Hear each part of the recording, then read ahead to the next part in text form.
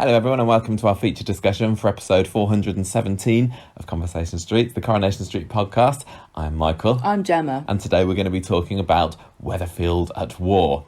Happy VE Day, everybody. Yes, we're recording this one on VE Day, isn't it? The 75th anniversary of VE Day. Very exciting stuff. A little bit different to how I think it was originally going to be celebrated, but never mind. And we're even releasing this a day early as well.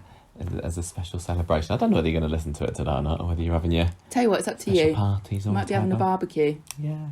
So we're going to be talking about Coronation Street's in World War II today, which has required a lot of research and perhaps also reading and a bit of a head scratcher because the show wasn't actually on. Yes. Coronation Street is already not real, and we're going to be going even further into that. We're going to be doing the made up stuff about this made up programme. Yeah. But we will include some real life discussion as well, of course, including what some of the actors were doing and some of their memoirs. We've got all kinds of really good stuff to talk about today. Well, I hope so. Michael worked really hard on researching this. We got a copy of the Coronation Street magazine that we've mentioned previously, a few months back, I guess, that I bought, which is from the 90s, and it's really handy because there happens to be a 50th anniversary VE Day celebration series of articles in there. Yeah, so we're reading out a little bit of those. We've been having a look at some of the Daran Little books, and Corriepedia, of course, has come in handy, so I hope this is going to be a bit of an interesting discussion and fact-giving. So shall I tell everybody a bit about Manchester during the war? You can if you want to, so just to, put it in context. Well, as you all know, I'm a Southerner, Michael's a Midlander, so we don't have any family experience from the north during the war, but we were pretty much all in it together back in the day, I think. Yes. My grandparents were children during the war. My nan, one of my nans lived in London and she was never evacuated, which is a pretty scary thought. And she said she used to stand on the sheds watching the dogfights and cheering on the Spitfires. I don't remember really ever talking to any of my grandparents about it. I think possibly my only grandparent who was older during the war was my mum's dad, and he died in the 80s anyway. He was a conscientious objector during the war. Right. So Percy, Sugden wouldn't have been very pleased with him. Not very pleased, no. So I haven't got any stories or anything like that. Well, that was my mum's mum, and she had a sort of flock of many, many brothers and sisters. And my dad's mum was evacuated to a very posh family. She lived with a single woman and her mother, and they were allowed a car for war business. And so she thought she landed on her feet because she also lived in a pretty rundown house with a series of brothers. Like, both my nans had about 5 or 6, well, more than that, brothers and sisters. I never know who they all are. But so she got evacuated by herself, and she was like dolled up and had nice dresses, and when she came home, her mum was absolutely furious that she put on all these airs and graces, took all her dresses, burned them in the fire right in front of her face, and said, no more of that, you're one of us now. That reminds me a little bit about what I was reading about B.T. Tatlock. That's why I brought it up. Yeah, because Albert Tatlock, who was living at number 1 Coronation Street at the time, apparently. His daughter Beatty was sent off to the country, and she was she lived in quite a posh, well-to-do kind of house, and then she came back a total snob, kind of looking down on everybody at Weatherfield. And my nan never got a chance to be a snob. The relationship between Albert and Beatty never recovered since. But anyway, I thought you were going to say that. But I just wanted to give it context and just explain, like, our background and say that we don't your family comes from Coventry, which is the place that was bombed to heck. I come from Southampton, which is where they used to make the Spitfires. So everybody in the UK has got stories about what their family was up to during the war. Manchester was pretty badly hit as well. It was the 11th most raided place in Britain, apparently. Which I don't know whether I thought it would have been higher or worse than that, because I kind of see Manchester as being one of the... at least in the top 5 major cities of the UK. But don't forget the range of the plains, like on the south coast where my family was living, it was easier to get to, and also they probably spent a lot of time worrying about being invaded. So there were so they also big cities across the UK were evacuated, which is when children were taken from their parents and went to live in the countryside with families that took them in to protect them, so that they wouldn't get killed when there were bombing raids. Can you imagine that happening now? 172,000 children and 23,000 adults, because they were evacuated over 3 days, which is one of the UK's largest evacuations. It's crazy. That was all from Manchester. That was. A lot of those adults would have been teachers and things. They would have had to have moved as well. So I think that some young mothers could also go as well, because I think babies. I think there are a few stories. We'll come to them later of some of the Coronation Street residents that were supposedly evacuated with their young babies. The factories in Manchester were converted to make munitions and armaments, and quite a lot of the women who were on the street would have worked in those kind of factories, wouldn't they? Yeah, definitely. So they made like aeroplanes about and tanks. I think like young Ina Sharples or whatever. Yeah. Being a munitions worker. This was at Trafford Park. And the first air raid began in September 1940, and the actual Manchester Blitz began on the 22nd of December. Yeah, now the story behind that I read was that was, I think, a day after they bombed Liverpool, the Nazis bombed Liverpool, so sort of quite close to Manchester.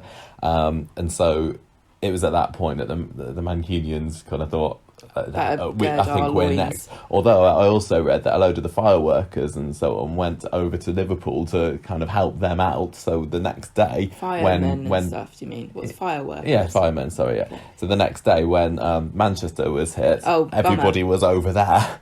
Oops. So yeah, Manchester didn't do so well out of that, and buildings like the Free Trade Hall, the Royal Exchange, Cathedral, Piccadilly Gardens, which we know, all got hit.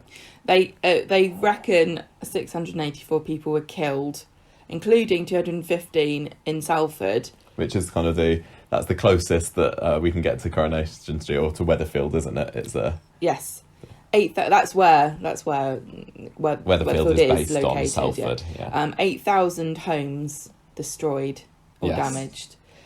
There were two other major raids during the war in 1941. One destroyed the Old Trafford Stadium and the police headquarters, and in Manchester there was an influx of Jewish refugees as well to escape. Yeah, I just put that down as an persecution. That's quite interesting. Yes, it is.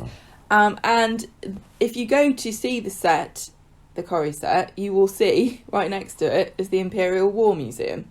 We haven't been there, have we? We still haven't been. The number of times we've been to Manchester since we've been doing this podcast, we haven't actually gone to the Imperial War Museum, although we have parked in their car park once or twice. I don't think you're allowed to. Well, now I've done all this research, I'd be quite interested to go and... We paid, so it's okay. I'd be quite interested to go and see it. It's not all World War II stuff in there, I assume, but yeah, I thought it was quite interesting finding out a little bit about the context that I assume when they had to create the history of Coronation Street, what they went on through during the war, they had to base it very much on this. So if it was December 1940, the Manchester Blitz happened, and then there were other raids in 1941. Yeah. Or big raids, then I imagine that's what tied into particular events in Coronation Street canon. Yeah, in Corrie law. Yeah.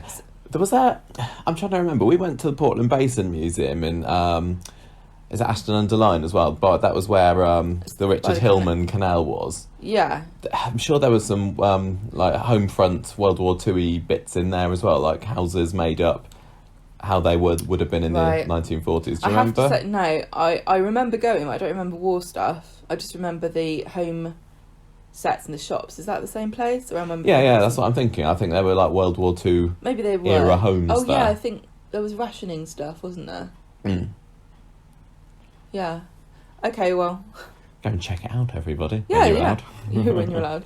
So in the show, obviously there was never an opportunity to talk about when it happened, but there has been mentions of VE Day previously, most notably in Coronation Street's 50th anniversary VE Day episode. Yeah, which very handily was shown just a couple of months ago on ITV3. I don't think you were around, or you were in the room when I was watching it, but I did get a chance to watch that, which was quite cool. And that had Percy Sugden, being the old war vet. I'm sure we'll talk about a lot more about him later. He was there sort of decorating as what he could from the street. Put his Union Jack outside. We've put our Union Jack outside. We have just put a Union Jack outside our house as well. There was a section where Phyllis Pierce, Percy and Betty were reminiscing about their memories of VE Day.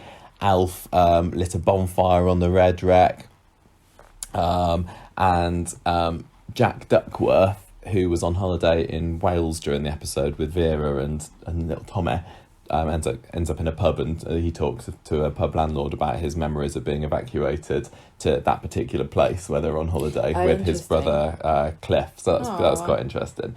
And it's one of these things that you couldn't quite do now, could you? I don't think to have current Coronation Street characters reminiscing about their time in World War II. There's nobody left. There's not really very many people left. I mean, we've got Ken. Ken was born in 1939, so I can't remember whether he said. I'm sure he would have talked about it. I don't know what he said.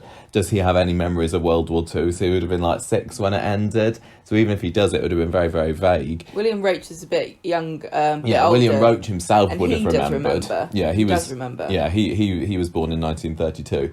But you couldn't have Ken talking about it. I think the only character really that's still going, that might still have some memory of the war is Rita, because she was born in the early 30s or 1929 or something around that point. So she'd have been a young girl or maybe a teenager while the war was going on. And also Emily as well. I think Emily was born in the late 1920s. Yeah. So she, if she were to come back, then maybe she could talk about it. I'm just kind of wondering about whether... A bit late now, isn't it?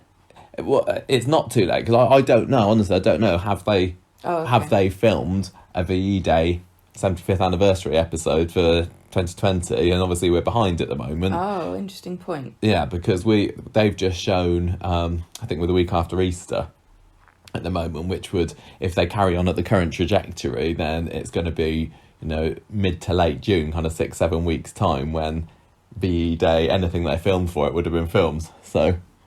I guess we'll find out then if we do, but it wouldn't work in the same way as the 50th, just because, the lack of characters that would have had a living memory of it, which is sad, but that's what's going to happen as the years go on, and it gets passed down into just a story that nobody ever personally went through and experienced. I know, but you carry your memories of your family, don't you? Yeah. So I suppose they could, if they were to do a 75th Coronation Street, or if they have done one, then maybe they talk about parents or grandparents' memories or something like that. Or I don't know, maybe something with Gary being in his army past. I don't know. The thing is, the whole point of this day is that you don't forget what happened, and you can remember something that you didn't go through, and you can mark that day, can't you? And you can remember other people's memories for them. That's the whole point. I think I would be surprised if they don't do something, and because I don't like to look for spoilers or anything. They might have already said that. I don't know whether. No, I don't know why we're speculating. No, I just wonder whether there's something to look out for. And there may be some sort of parade or memorial or something. Do you think that Weatherfield is due a war memorial? Oh yeah, because this is the crazy thing. You will go anywhere in the UK and you probably won't, like, if you're from the UK, they kind of you don't even really notice them, all the cenotaphs and memorials and things. They just kind of blend into the rest of the background. There's one just down the road from us for people in the West End who died, and we also have the Tommy Boy soldier silhouettes that people put out, and also when we were driving around the country, I can't remember when it was, maybe earlier this year, poppies everywhere. In some villages have a poppy, like small villages, and they'll have a poppy, and each poppy had a name on it for all of the men who died during the war, and every single one was accounted for. So I just wonder whether they could have something in Victoria Gardens. Now they've got that Victoria Gardens set, and I know that they've got the bench for the victims of the Manchester bombing, and we wouldn't want to take away from that, but I just wonder whether they'll be thinking of doing anything like that, or talk about having something put up on the Red Wreck or something. I don't know. I guess we will see. It is a big part of the landscape of the country, I don't know whether the other soaps have got anything. No, I don't know. Anything like this, I don't know. Going back to that 50th anniversary VE Day episode of Coronation Street as well, it also marked the first appearance of Billy Williams, who went on to marry Betty. And I remember the first time that I watched Coronation Street back in the 90s, I remember Billy and Betty being married, and it was only for a couple of years, but the story in the show was that Billy, on VE Day, had gone around, on the actual VE Day, had gone around doing a pub crawl around Weatherfield, and he and his old army mates were reenacting that particular pub crawl in 1995, and then he goes to the Rovers, sees Betty, who he first got reacquainted with on actual VE Day, and there's been a nice little blossoming romance. He got acquainted with her on VE on actual VE Day. He met Betty, yeah. And they lost touch since, and then she's still there working. Well, she wasn't working at the Rovers back originally, but she's now working there, and yeah, it's just been a really nice little romance blossoming between them, and they've been stepping out together and going dancing and everything. And I think Billy has proposed to her, where we're up to in 1995 at the moment, but she's been turning him down. But she'll change her mind eventually, I remember, because they go on to get married in October 95. But spoilers. I know, but he dies in 1997. Oh my god, I just told you. Too late. They had a bit of a story like old Evelyn and what's her beau? Arthur, yeah. Yeah, Arthur the serial killer. Where no, that's just in your head. They sent each other letters that they never got delivered. Yeah, I think so, yeah. It's quite sweet, but it's just that they can't quite do that again if they are. Of course they can. Stop saying it. Prove me wrong, Coronation Street, prove me wrong.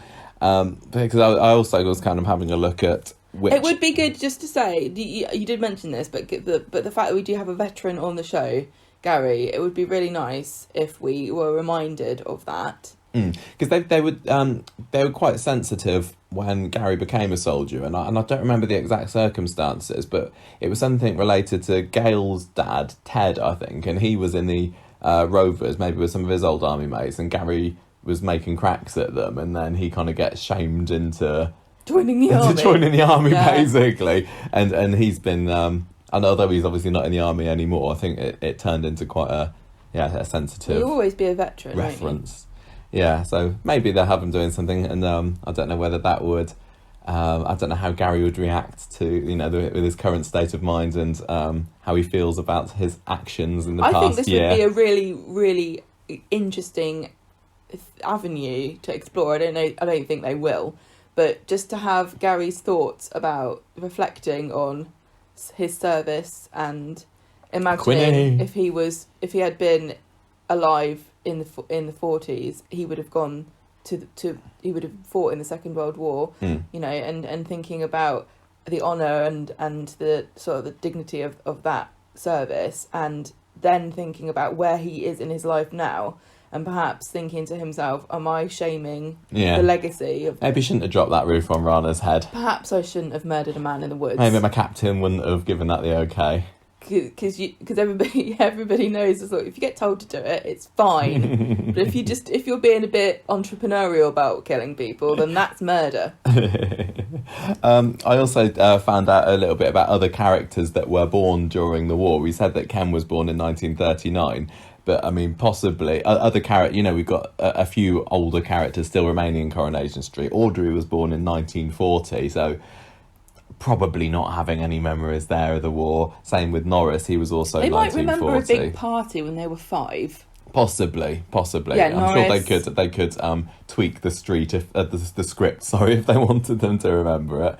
But, apart from that, the only other characters who were born during the war are either dead or moved on. So we got people like Linda Tanner, one of your favourites from the early days. Michael. She was born in 1940. Jed Stone. Bet Gilroy was born in 1940. Now there's something to bring back for the 60th anniversary of Coronation Street. Bet, remembering how her war, being a little toddler in the war. We had Jerry Booth, Mike Baldwin, Reg, Dennis. Interesting fact that I found. Val Barlow, Ken's first wife, his second wife, Janet, was born 2 days after Val. So that was quite handy for Ken. Imagine him getting them mixed up, going, I can't remember which one this is, which birthday. And then we had Renee and Alma and Maureen as well, all being born. Maureen was born in 1945, so... Yeah, no, there's a story about her. We'll come back to her later as well, because that was marked in Coronation Street in 1994. On the 50th anniversary of D-Day, but yeah, we'll come to that later, like I said. Now, we've got, as just Gemma pointed out earlier, we picked up a copy of the Coronation Street magazine. Where'd you get it? You got it off eBay or something? And it just so happened we didn't plan this, but it's got some really lovely articles about VE Day and some of the cast's memories of it. So we thought we'd share a few of what we found there. Now, I'm having a look first at Bill Waddington, and he's got like a whole... Who played Percy Sugden. And he's got a whole page article about it with a picture of him when he was quite young, so that's quite funny. It's completely unrecognisable to me. He was doing a tour on the comedy circuits around that time. I know, this is the thing. Quite a lot of the actors who were adults during the war, like I think even Pat Phoenix, because I was reading her autobiography, as we mentioned previously, during the war they used to tour around and to entertain the troops. Although actually Bill Waddington was in the army first. I mean, in 1995, when this magazine came out, he was booked to go on the QE2 for 7 days to talk about the end of the war. And he said that at the time of VE Day, he'd hurt his back, so he doesn't really remember VE Day. He was in hospital and he was invalided out of the army, and that was his end of the army. So it's like, he almost made it to the end of the war without getting injured. So it was more VJ Day that Bill remembers, and he was performing his comedy act at that point. He was in Aberdeen on the night of VJ Day, and he said that it wasn't not going so well for him. I remember he said it was pretty difficult for an English comic to make a name of themselves touring around Scotland at the time, because people didn't understand what you were saying. Yeah, because it wasn't like it was all like plummy accents on the TV, not the TV, on the radio, and so people didn't have any exposure to regional accents. No, so he said on the Friday night, after dying on stage all week, my act suddenly went down brilliantly. I couldn't understand what had happened, and at the end of the evening I went back to my digs on a real high because it had been such a success. And then that's when his landlady meets up with him and says, are you going down the docks tonight? And he's like, why? Why do I do that? And she says, well, see the fireworks, the war is over. And then he realised that the reason why everybody was in such good spirits at his comedy act that night is because they'd found out that the war was over and they were just completely drunk and celebrating that. That's so funny. So yeah, then the next night he bombed again. Can you say that? But at least he remembered. Talk about bombs. No. So at least he had a nice VJ day and he remembers that. Aww. And he said at the time it seemed like the World War II was a war to end all wars, but there's more fighting going on in the world now than ever before. It's a shame that people can't just get on together and tolerate each other. Wise words, Bill. Who else have we got? Betty Driver. Now she was properly doing the shows during the war. She says that I was in Paris. This is Betty Driver, who played Betty Turpin, Betty Williams, obviously.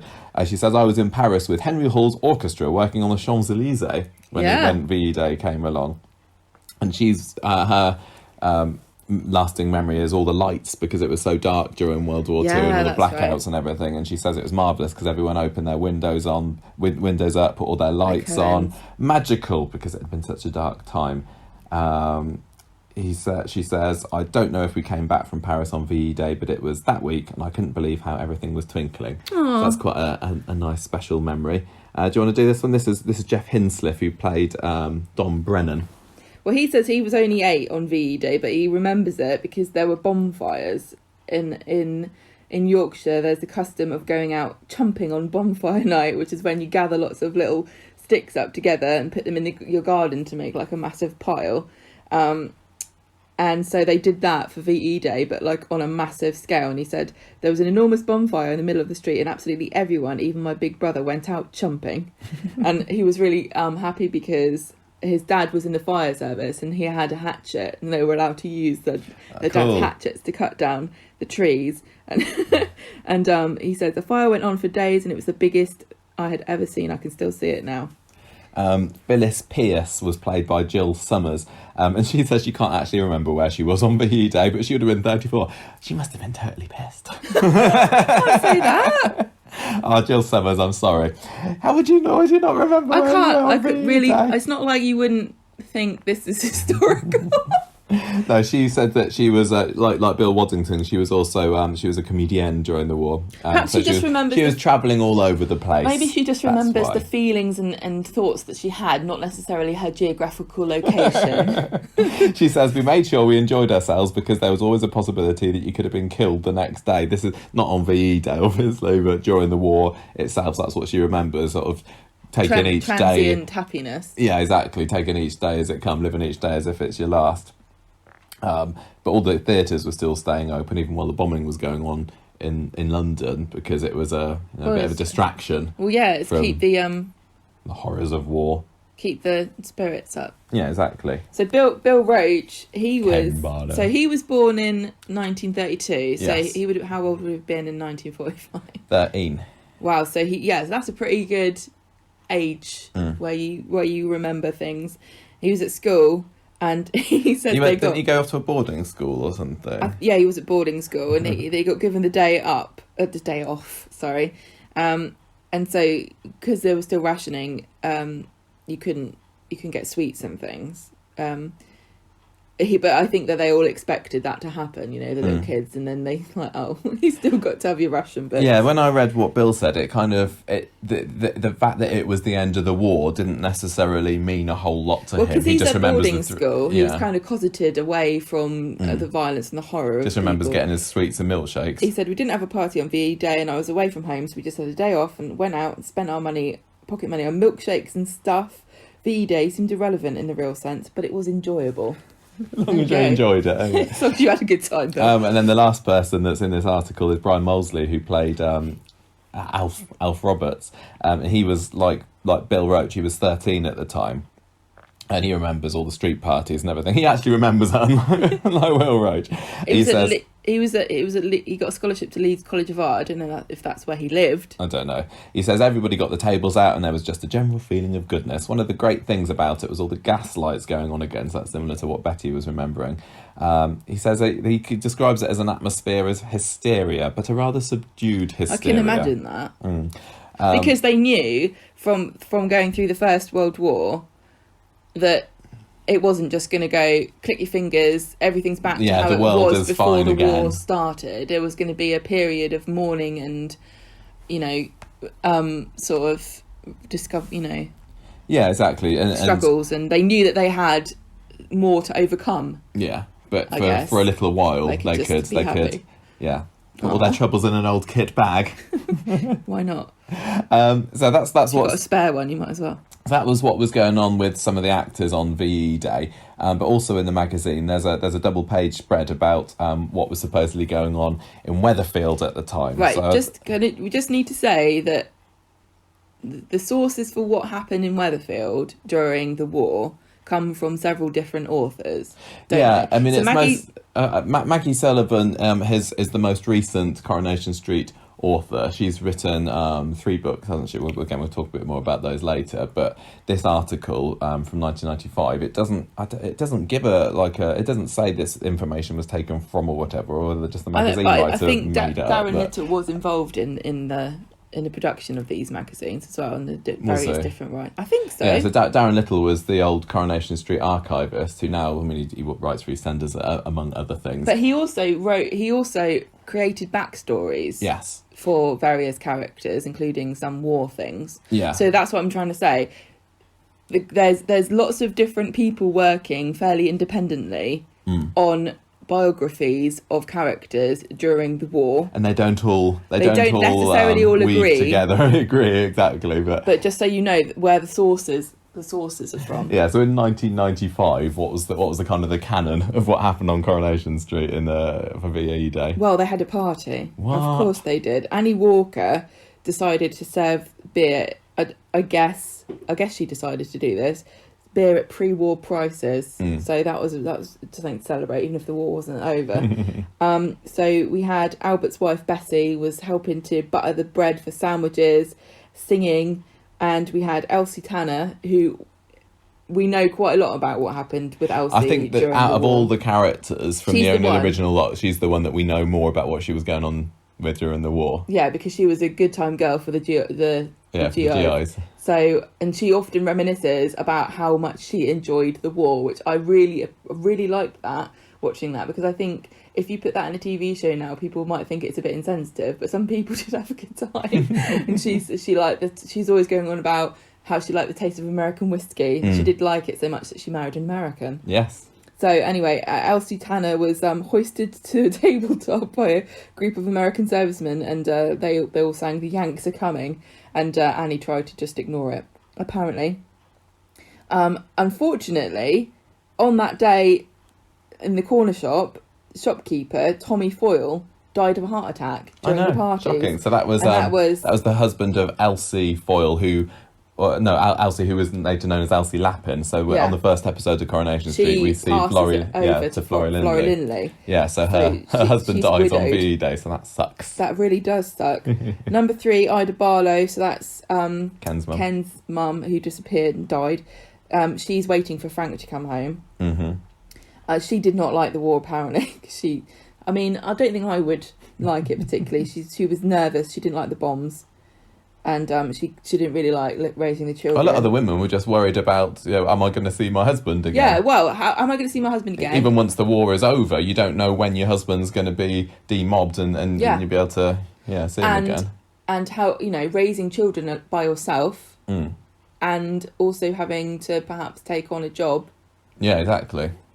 So they lit bonfires on the Red Wreck and in the park. So that was what we were learning from the actors earlier. And they had the street parties. They put the tables out in the cobbles, and you've really covered that with highlighter. Len Fairclough and Harry Hewitt. Oh, they would. It's just talking about them carrying the piano onto the street so Ina could have a bit of a sing song. The story was that Len Fairclough had been in the Navy with Bill Gregory and Alan Howard, who both turned out to be flames of Elsie Tanner, weren't they? And so they have a nice piano sing song out on the street. Yeah, so basically the pub was empty. Everyone was in the streets drinking, joining in the fun. Albert Tatlock had been in the ARP. He had to take his helmet off for the last time. I don't think he enjoyed that. He quite liked being in charge of people. Ida Barlow apparently burst into tears of tension as the bonfire was started by Billy Walker, and the heat from the bonfire cracked her front parlour window, and it just made her, it's like she got PTSD, I think. No, I'm being serious.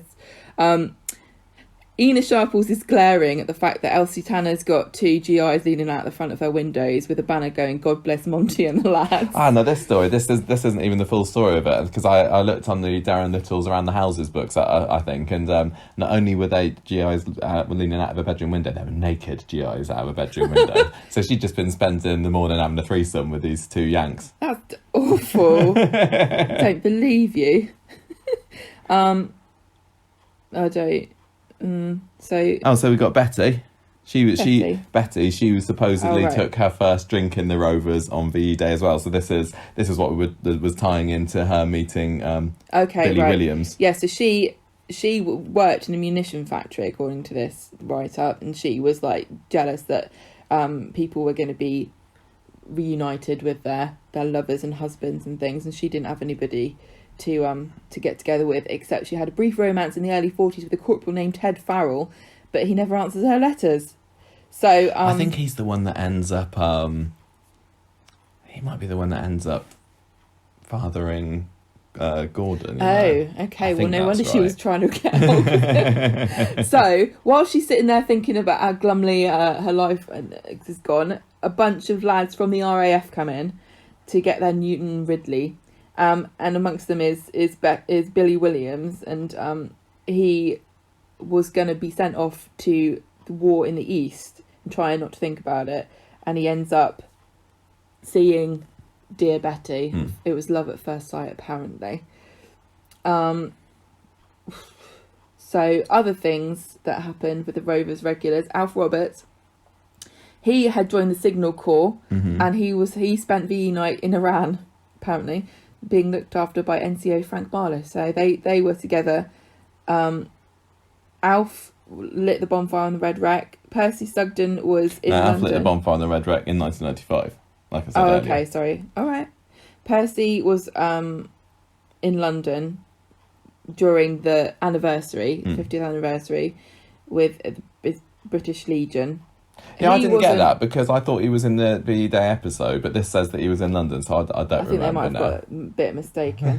But Percy wasn't in England on VE Day. On VE Day, he was in Libya because he was a field cook, wasn't he? This is the mention that we have of Phyllis Pierce being a land girl. She remembers that, which is what we were talking about with Maggie Sutherland's got an upcoming book about Land Girls of may well be Coronation about Street. Phyllis Pierce or somebody completely different. VE Day was a mixed occasion for Maud Grimes.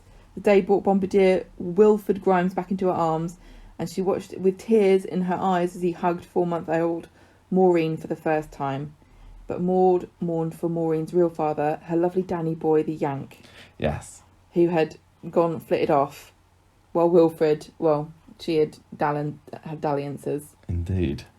So that was featured in the in the Battle of Britain, the D-Day episode from 1994 as well. Come The back to that D-Day later episode. as well. Yeah, when they go to the to Normandy to look at the graves. We'll come back to that later. So that was supposedly what happened in Coronation Street.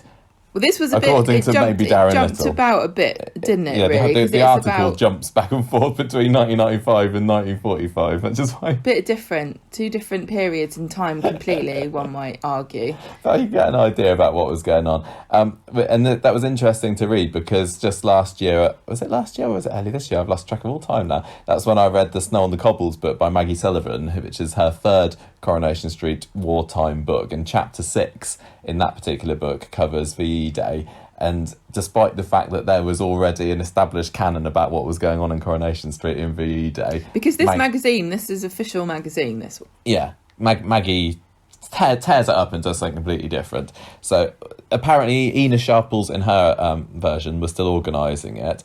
Ida was doing bunting. Frank Barlow was there. So in the older version, in the he's magazine, out with he's Alf in Libya. Yeah, Is that what he he said? was in Iran, wasn't he? Yes, he's But anyway, he's in Maggie's version. He's there. He's in Iran. Elsie and Ida is beside herself with nervousness. Yes. Yeah. Elsie has got some pork pies from Bob, the landlord of the Weatherfield Pride, I think it was, which is the other pub that's featured in there. Probably part of the pub crawl that Betty, could well be. Apparently there are tables out with pork pies, sandwiches, delicious flavours of corned beef, spam, paste and dripping. I know you're being sarcastic, but apart from the paste bit, which I never thought was a good description for food, I'd eat any of those right now. And they had a trifle as well. Oh, and nice. the main action that goes on during there is there's a massive raid of children that just come tearing through the streets, messing it all up, stealing all the food. Billy Walker, Annie's son, is leading the charge, exactly, and Minnie Caldwell's best plates get smashed as well. I can't believe Shocking. it. It lasted the whole war and then they get smashed right at the end. In this version of the story, Hilda's also there, Hilda Ogden. Who doesn't live on the street until... No, she doesn't live on the street. In Maggie's version, she's still living nearby on Gas Street or something, but she's friends with is it Lizzie, I think, the character that's made up by Maggie Sullivan for the book. So they're visiting the Rovers, and she's waiting for Stan to be allowed home from the war. So she's there. What is similar in this version is that the piano gets carried out of the Rovers into the street, and Ina has a play, followed by Elsie, not Elsie Tanner, Elsie Foyle, who, like I said, comes Elsie Lappin, and her husband doesn't die in this version. So we just said that Elsie in the original canon, Elsie's husband dies on VE Day, but here she's busily singing away at the piano. So I can only assume that in Maggie's universe it's maybe different. That's what killed him. She's really bad at singing. Now there's no mentions in this one of Len Fairclough, of Harry Hewitt, of Betty or anything like that. So it's up to you, whichever version you want to believe, I suppose. I think you can just imagine everyone having a party and you're not going to be too far off, are you? Yeah. Does it bother you at all that a writer can come in and change the established history of the show, or does it not matter, do you think? At the moment, it doesn't. It doesn't really annoy me because we know it.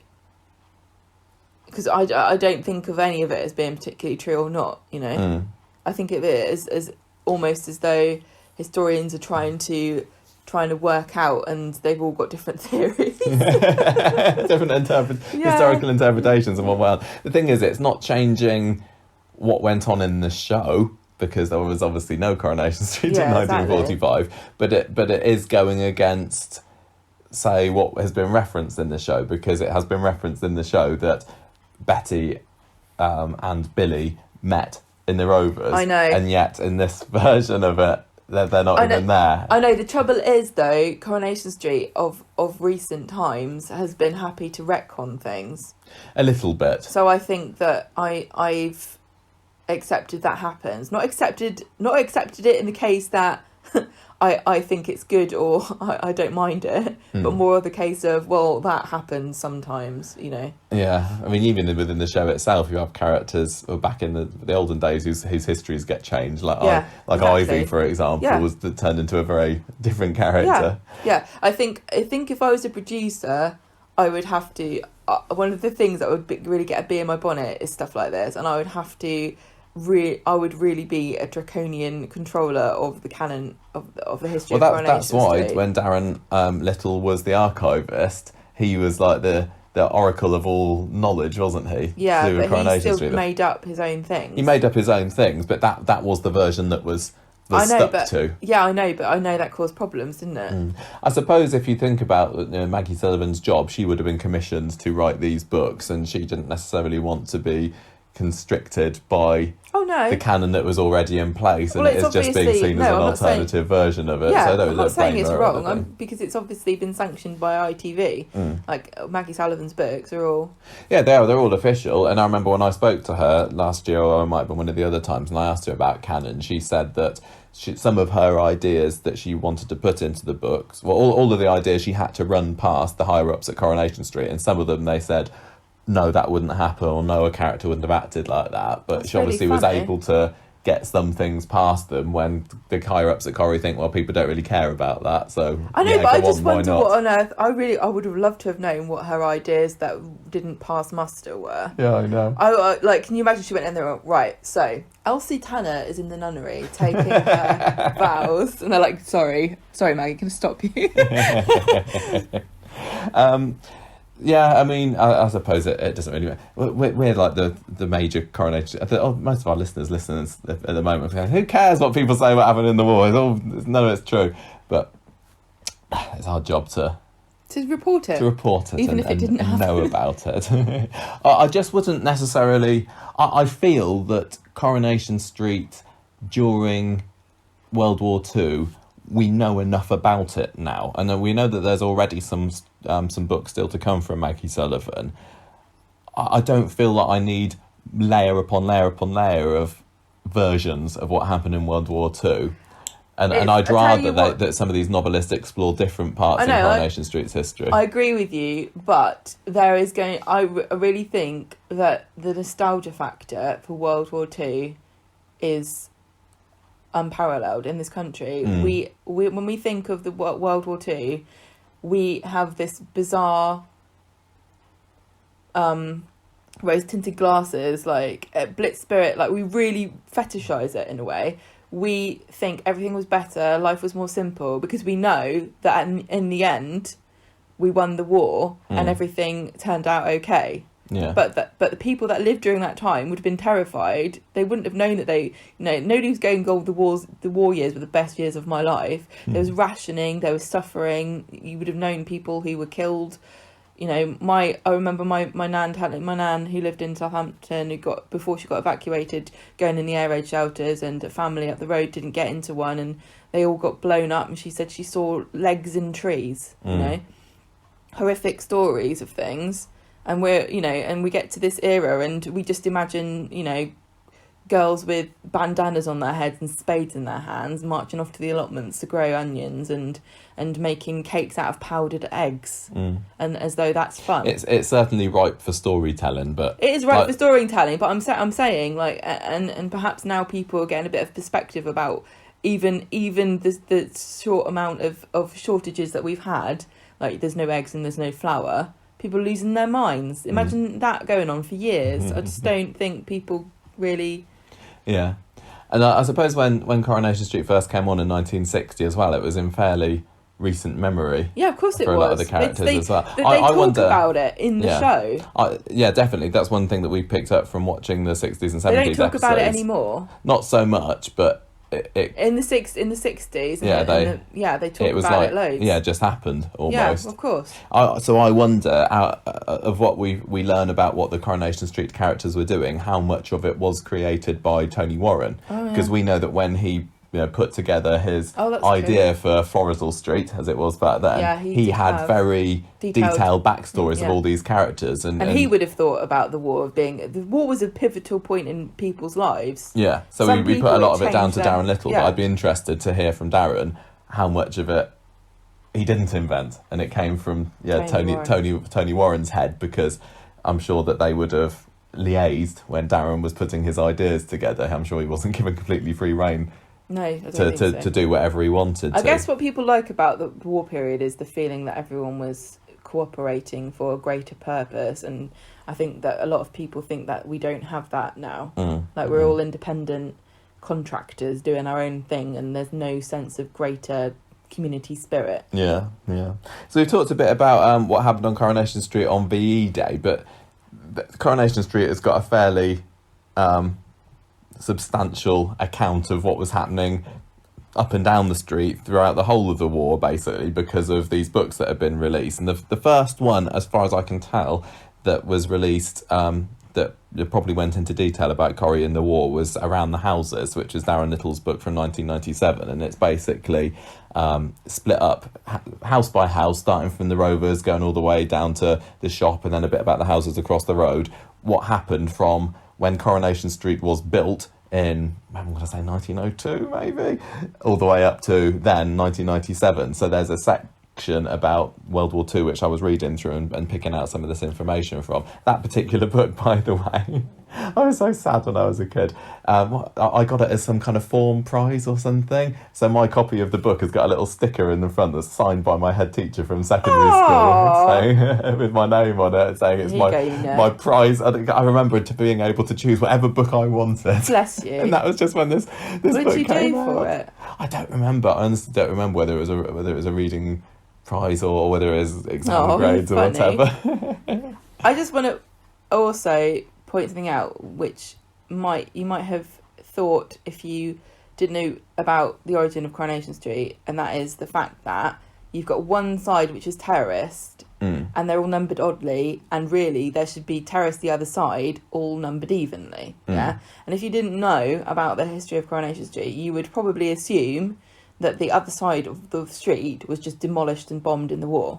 Yeah, which is that never happened. No, I think that according to the canon of the show, Mosely Street, so the street behind Coronation Street, maybe number 10 Mosely Street, was bombed. So there's a couple of accounts in Around the Houses of how that affected some of the characters on there. But Coronation Street itself was spared. Although there have been stories since on the show about unexploded bombs being found, haven't there? Well, we watched an episode that ended with Albert Tatlot digging up his yard and finding a World War II bomb, so they had to get sheltered, moved over to the community centre or something. But I mean, even now, if you walk around the streets in the UK, you'll see a plot where a house has got a massive garden for no reason, or there's a missing house, and that's because it was bombed in the war and it's just never been replaced. Yeah, exactly. So I've got down here, and you've had a read of this as well, what was happening on each of the houses during the war. Are there any particular characters or houses that stood out to you as having an interesting story created? Just to go through the whole thing, honestly. Do you not want to do that? No, you can go through that. So at the Rovers, you've got Annie, and we were talking before about women raising the children by themselves. So she's got Billy and Joan there, and she's struggling to look after Billy because he's a bit wild. Yeah, a bit of a tearaway. And she has a cellarman called Ned Narkin. Sounds like a character from Game of Thrones.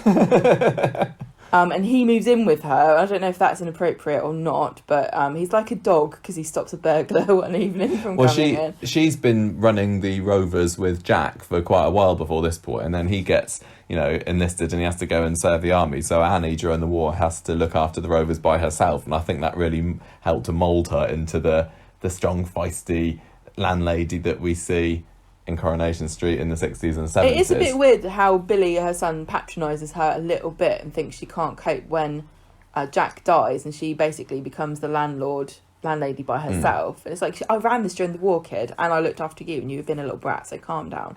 Yeah, but this Ned Narkin, I think he was a bit of... I can't remember whether it was a bit of a wrong one or not from what I read, but he stops a burglar one evening, so it's not all bad. Over at number 1 Coronation Street next door, we had Albert Tatlock living there. As we said earlier, he was an ARP warden, so part of his job was checking that everyone had their lights switched out. He gave out his gas masks, helped set up shelters for everybody. Bessie, his wife, has BT evacuated. We said this earlier, and this is where she goes off to the posh house in the country somewhere and comes back as Snob, and their relationship is never really the same. And I think we see BT in 1961. I think we saw an episode on the DVD where she comes in, and you can tell that there's not that, loving father-daughter relationship. Just imagine how so many family relationships were irreparably damaged because of evacuation. Yeah, but also imagine how tough it would have been to have been a working class kid like BT, like my nan, who got a taste of what it's like to be middle class, and then coming back and having your relatives try and drag you back. And also remember that there was a lot less social mobility, class mobility in those days. It would have been almost impossible for you to see that life and then make it your own, going from, like, my nan wanted to be a hairdresser, and she wasn't allowed because she was the oldest girl and she had to look after all the babies. We got another taste of that with Mae Hardman, who lived at number 13, although this wasn't during the war. Christine Hardman is born not long before the war. And but the story later on for Mae is that I think she marries somebody, goes to live in a posh house with him, and then when he dies, she has to then come back to Coronation Street, and she's like shamed to be returning to her roots, and it ends up partly driving her insane.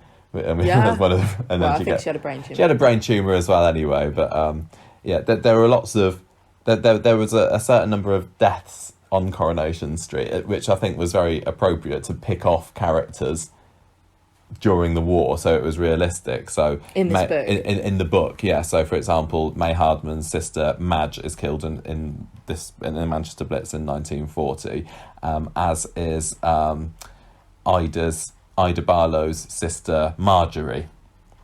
She's killed in a bombing raid there. They're living at number 3. And Ken is born under the kitchen table in 1939. I just really feel, always have felt, for women who were pregnant during or had babies during the war, imagine not knowing, having a baby and not knowing what the future was gonna like. Are they going to be a victim of this war? Are they going to make it? I just can't imagine how terrifying. I also like the idea of Ken literally being born on the street, and considering that 60 years after the show started, he's still back again. He just can't leave it. He's got his umbilical cord and hasn't been cut yet. Basically, isn't he? He's got an invisible umbilical cord that stretches next door to number 1, but that's a little bit. That's it.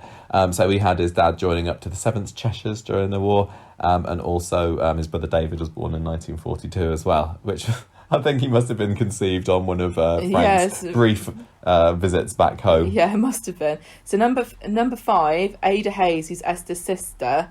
She is a Bessie Street school teacher, and she goes off with the children when they get evacuated.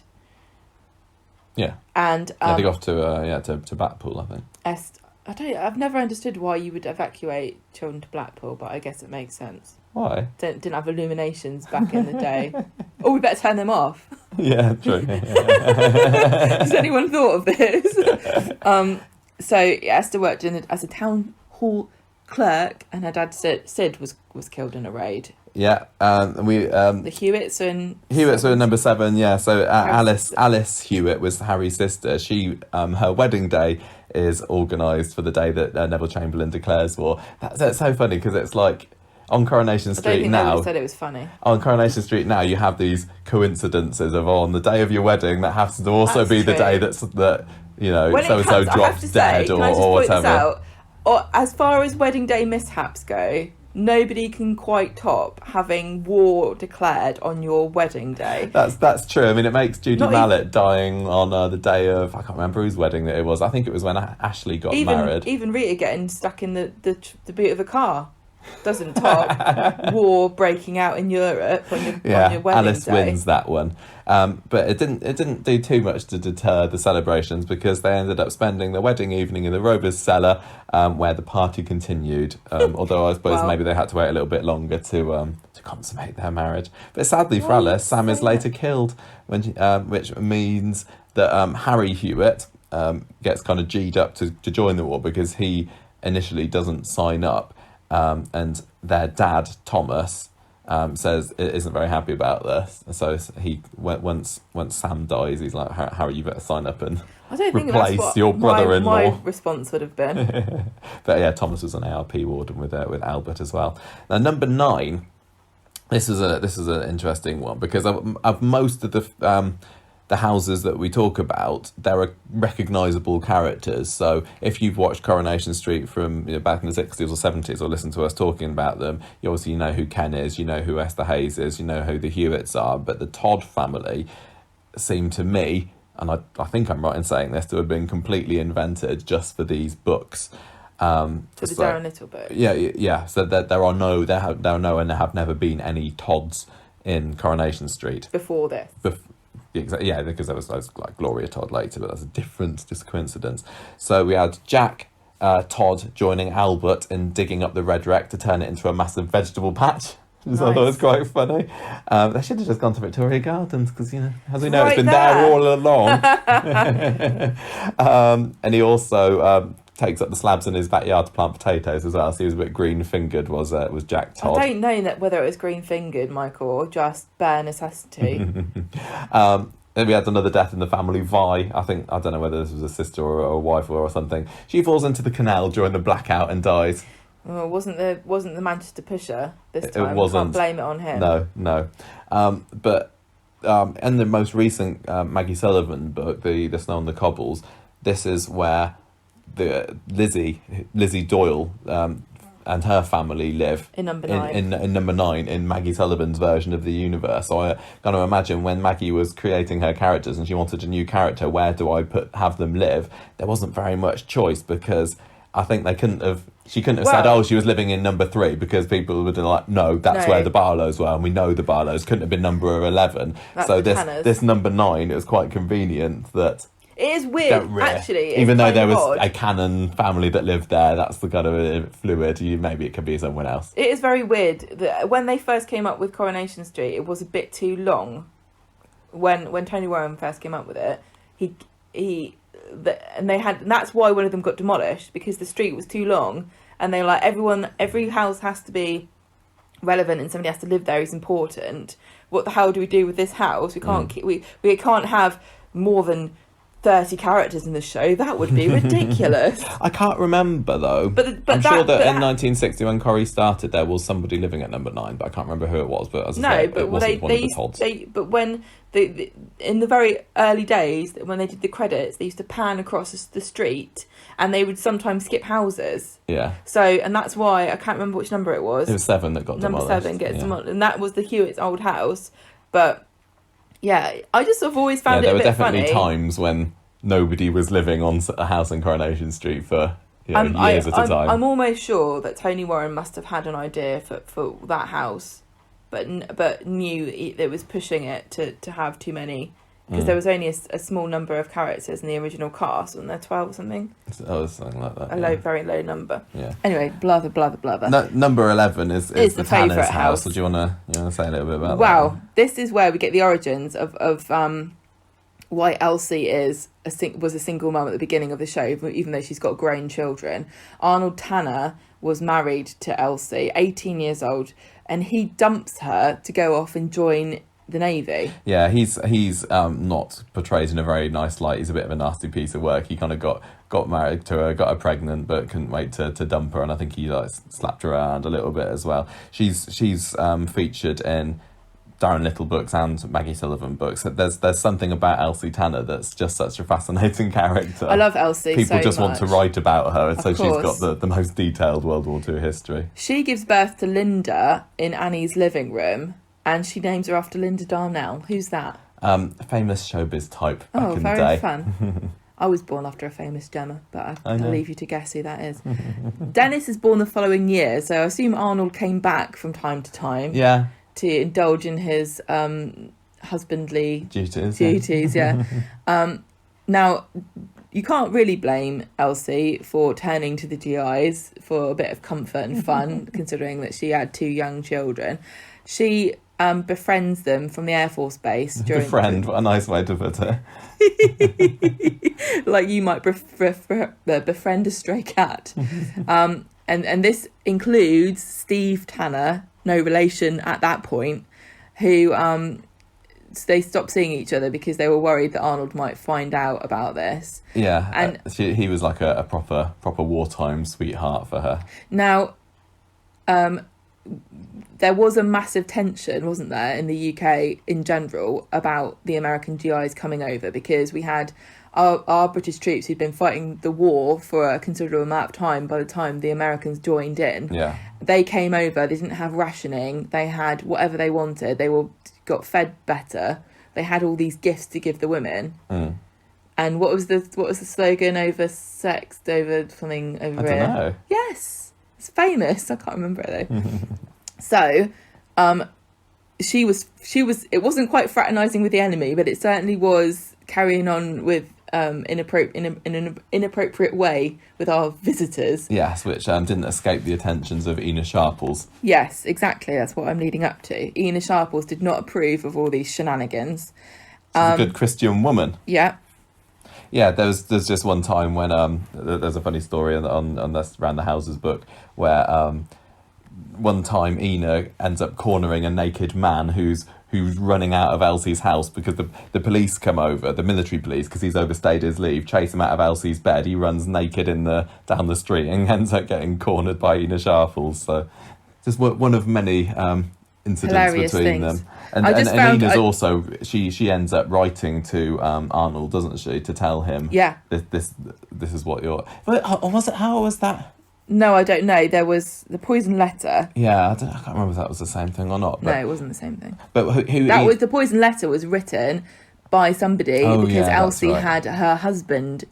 Arnold came back in the 60s, and they were like going, who's this man? And it's like, he's my husband. So I was getting confused because Ina, and this isn't from the Around the Houses book, I think this is something else. She writes to Jack Walker because in one version of the history, Annie Walker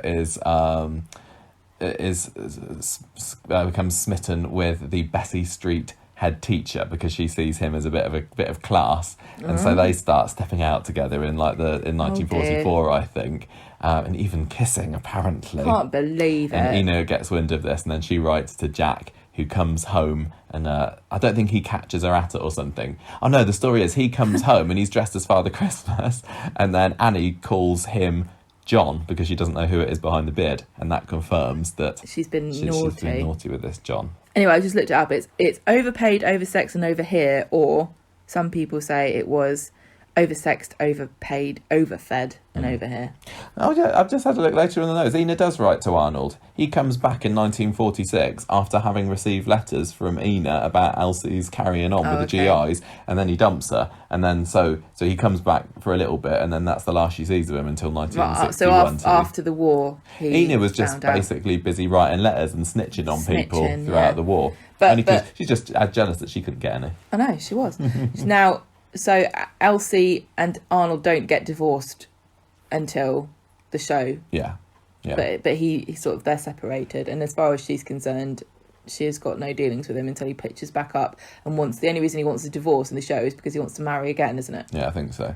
Elsie's one of the other stories relating to Elsie during the war as well is that her childhood home gets bombed, and she comes from a massive family. She's got like 7 siblings, and they're living in Gas Street as well, I think. And one day during the war, she goes there, and the whole house has been obliterated. Oh my God! So all of her family died. Basically, all her family died. So she's left there on her own to do whatever she wants, really. But that... Oh, is that...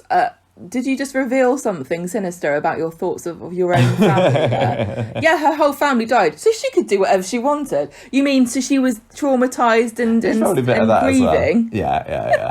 So that was recounted in funny. in the first of Maggie Sullivan's books, and I think probably in the Coronation Street at War book from Daran Little in 1999 as well.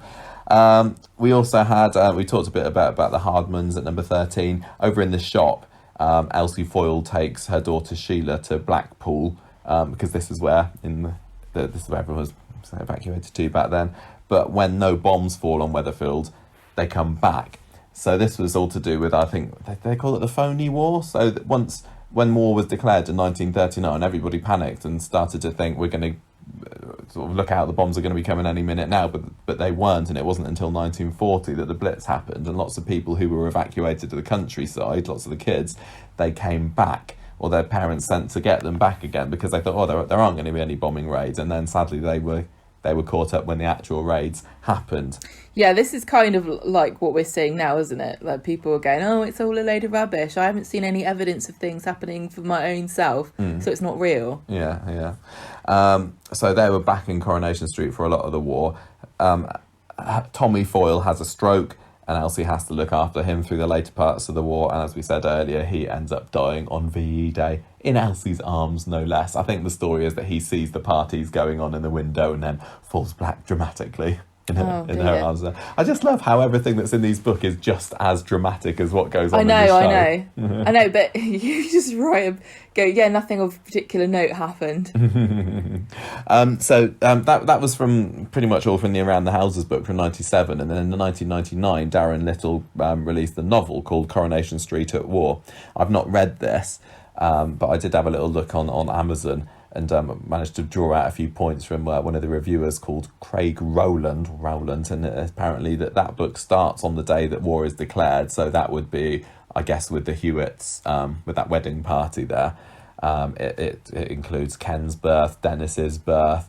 We were introduced to Alf Roberts as a 16-year-old messenger boy, but on the whole, I think it focuses a lot on Elsie Tanner and about all the good times that she had, but also a lot of the brutal abuse that she suffered as well at the hands of some of these men that she was inviting back, and probably Arnold Tanner as well. Also, lots of sex scenes, which you can't get away with on Coronation Street. No.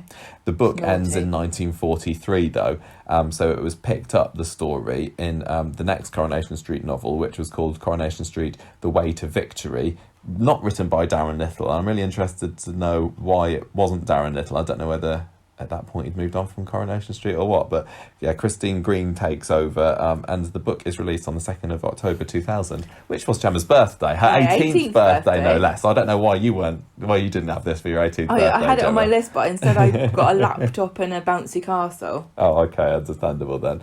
And I think that book might be kind of the source of Corriepedia's information about Annie seeing this Bessie Street school teacher during the war. Right, okay. I couldn't find a whole lot of information about what went on in that. But then in 2001, the 17th of November, they released kind of a compendium of the two books together, Coronation Street, The War Years, it was called. And so if you want to read these, then that's probably the best way to do it. And maybe one day I'll get round to it. Well, apparently it's not a very good book. Well, yeah, I found quite a funny review. Do you want to read this one out? This is by somebody called Fiona Allen, who was not too impressed on Amazon with the book that she'd read. She said, I'm not surprised to see 30 plus copies at 1p each. I am, however, surprised to see such high star ratings.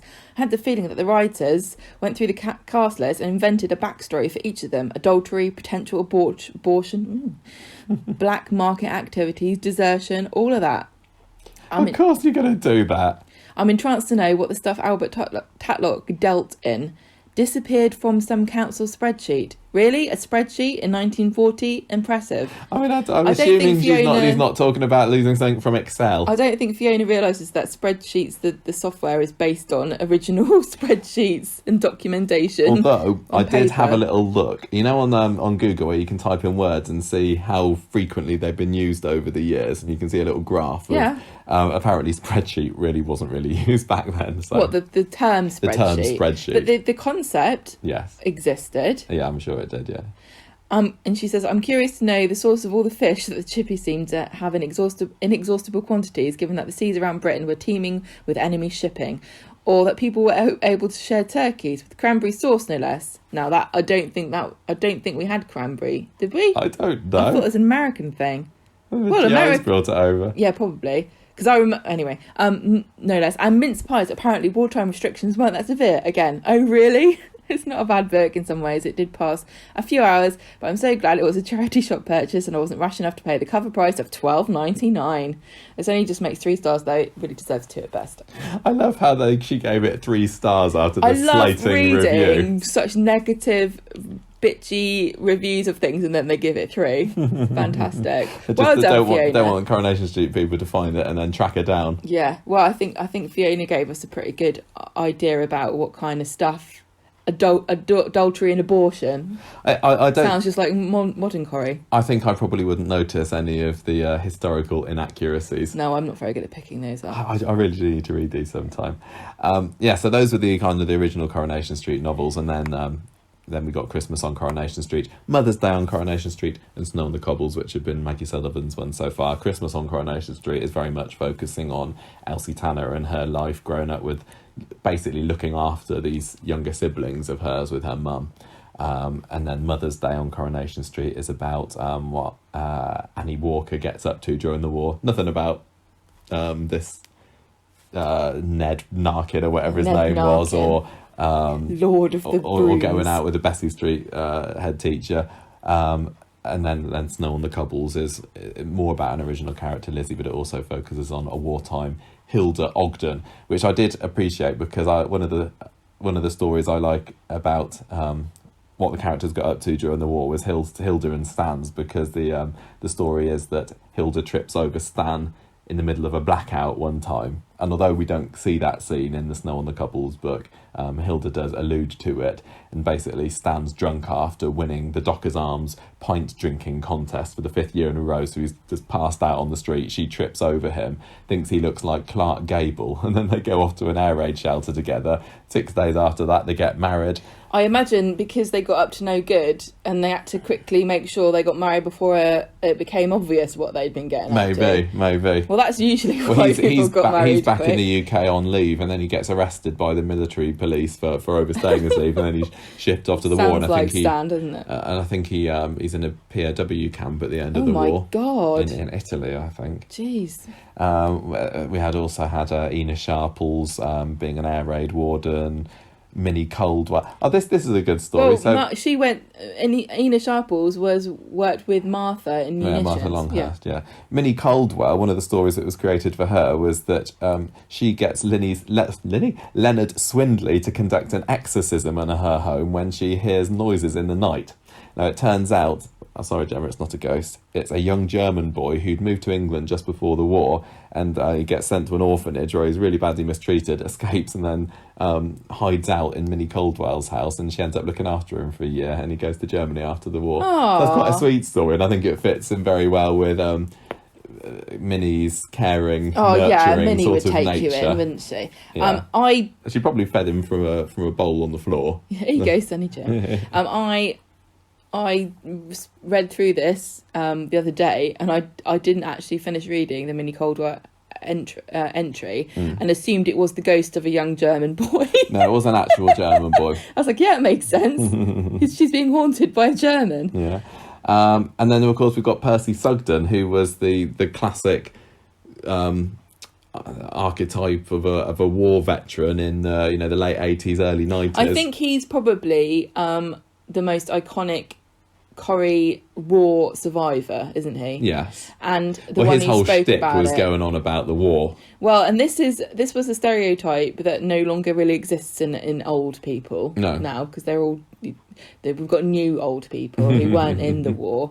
But when we were kids, this was the stereotype of what grandparents were, war veterans. Yeah, and some people, once the war was over, they carried on acting like soldiers, didn't they? Because that was what they knew, and they were so drilled to follow the rules. Probably comforting as well. Yeah, absolutely. So he was in the show, always barking orders at people and trying to organise things, and he was a bit of a figure of fun, really. Well, yeah, but people kind of had this patronising fondness, didn't they? Yeah. The funny thing with Percy is that he wasn't a proper fighter, because he served in the Royal Army Catering Corps, and driving a mobile canteen across the Western Desert. And I think one of his first episodes, he says, when you've made gravy under shell fire, you can do anything. Yeah. So he was brought in, I'm going to say, mid to late 80s, I think. There was, and I've been watching, just over the last few years, the classic Coronation Street episodes on ITV3, which have stretched from 1989 to currently 1995. So I've seen some of his stories, and a lot of them are related to wartime things.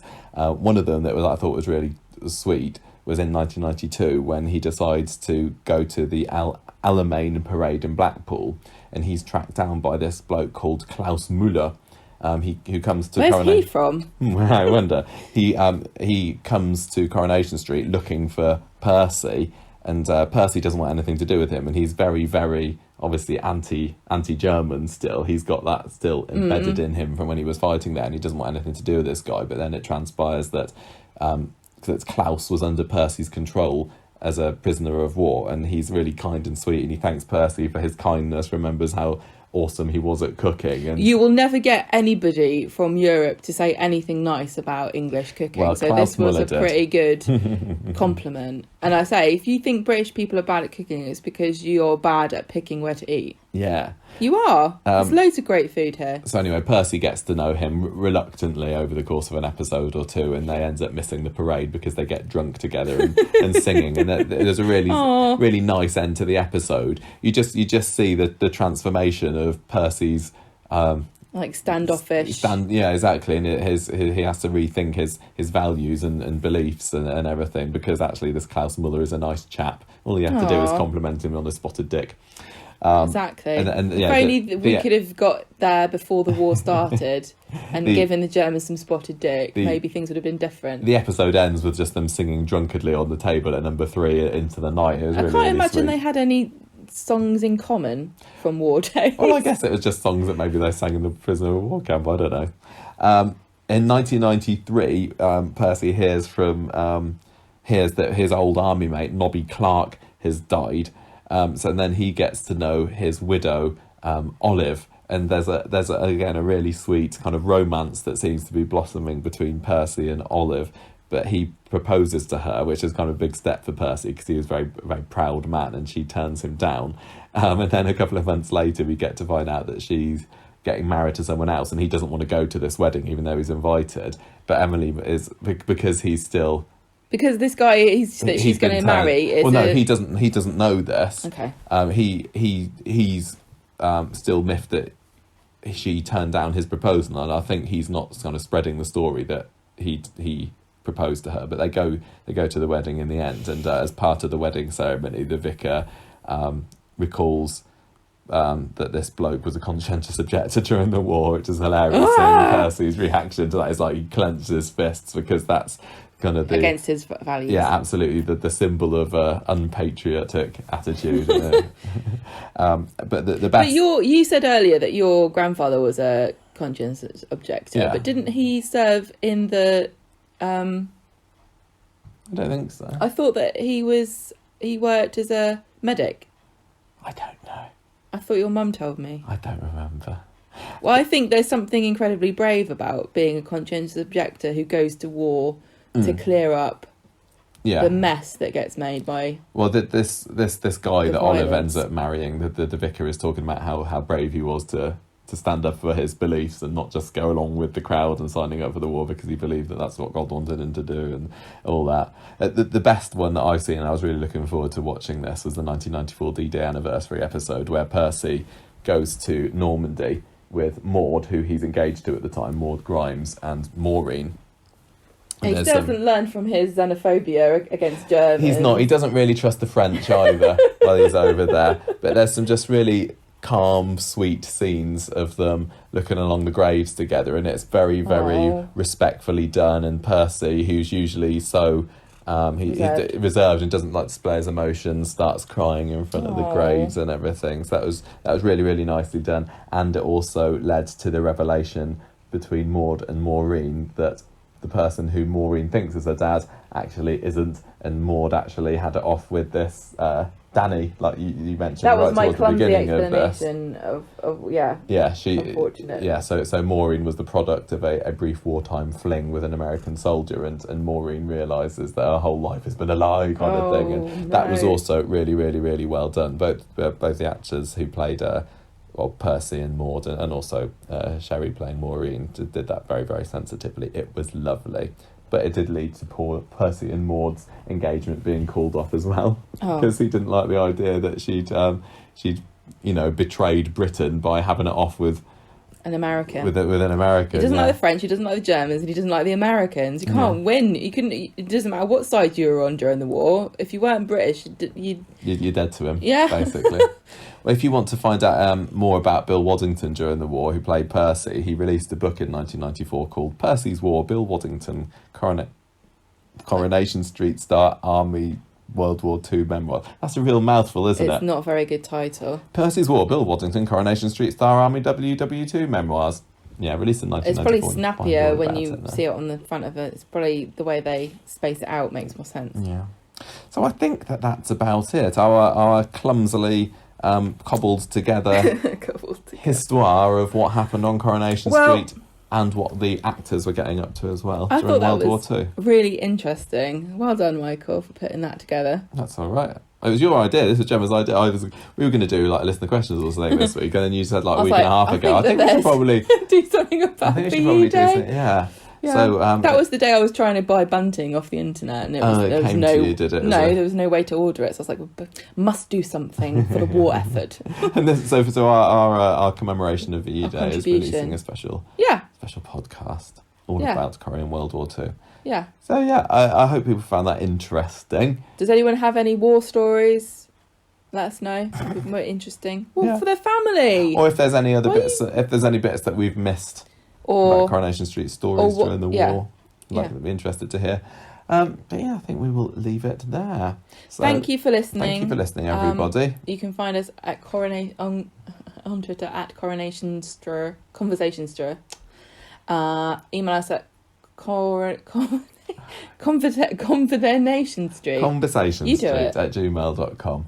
You can write us a review on iTunes, please. You can find us on Spotify. We're on Instagram. And as I say, we're going to be releasing this episode on VE Day itself later today on Friday. And the rest of episode 417 of the podcast will be released at its usual time on Saturday, once we've had a chance to watch the episode. Tonight's episode. And if you're Fiona Allen, who reviewed Coronation Street, the War Years, get in touch. Let us know if your thoughts have mellowed over time. And if you don't want your copy anymore, can you send it to us, please? Yes, please. I know it's only 1p, but I mean, we're working on a budget, aren't we? Yeah, exactly. Right. That's it. Thank you everybody for listening. Ta-ra for now.